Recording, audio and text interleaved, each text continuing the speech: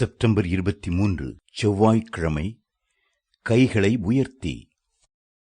உங்கள் கைகளை பரிசுத்த ஸ்தலத்திற்கு நேராக எடுத்து கர்த்தரை ஸ்தோத்திரியுங்கள்.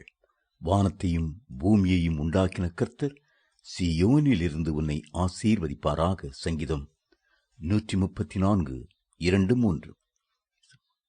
கைகளை உயர்த்தி கர்த்தரை ஸ்தோத்திரிப்பது ஆராதனையின் ஒரு பகுதியாகும். கர்த்தருடைய ஆசீர்வாதத்தை பெற கரங்களை உயர்த்த வேண்டும். 1 தீமோத்தேயு 2:8. கர்த்தருடைய ஒத்தாசையை பெறுவதற்கு கண்களை ஏறெடுப்பதுடன் கைகளையும் உயர்த்தி அவரை துதித்து ஆசீர்வாதங்களை பெற்றுக்கொள்ள வேண்டும். கைகளை உயர்த்துவது என்பது ஒருவர் சரணடைகிறதை காண்பிக்கிறது. தேவ சமூகத்திலே நம்மை தாழ்த்தி முற்றிலுமாய் ஒப்புக் கொடுப்பதையே கைகளை உயர்த்துவது குறிக்கிறது. நான் ஒன்றுமில்லை ஆண்டவரே, நீரே எனக்கு எல்லாம் என்று அவருடைய பாதத்தில் விழுவதை குறிக்கிறது. நீங்கள் 100க்கு 100 ஒப்புக் கொடுக்கும் போது கர்த்தர் உங்களுடைய வாழ்க்கையை 100க்கு 100 பொறுப்படுத்திக் கொண்டு நிச்சயமாகவே ஒரு அற்புதம் செய்து ஆசீர்வதிப்பார். ஒரு நாள் டெலிவிஷன் நிகழ்ச்சியிலே ஈராக் படைகள் அமெரிக்காவிடம் சரண் அடைவதை பார்க்க நேர்ந்தது.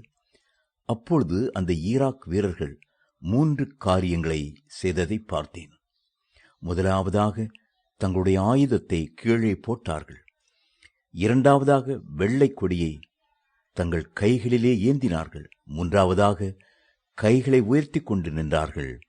அப்பொழுது அமெரிக்க படை வீரர்கள் அவர்களுக்கு தீங்கு எதுவும் செய்யவில்லை, மாறாக அவர்களுடைய உயிரை காப்பாற்றினார்கள்.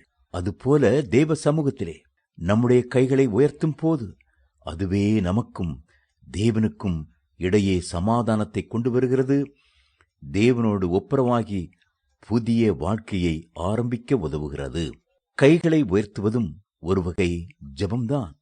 அமலேக்கியர் இஸ்ரவேலருக்கு விரோதமாக யுத்தம் பண்ண வனாந்தரத்திற்கு வந்தபோது மோசேயினுடைய கைகள் தேவனை நோக்கி உயர்த்தப்பட்டிருந்தது.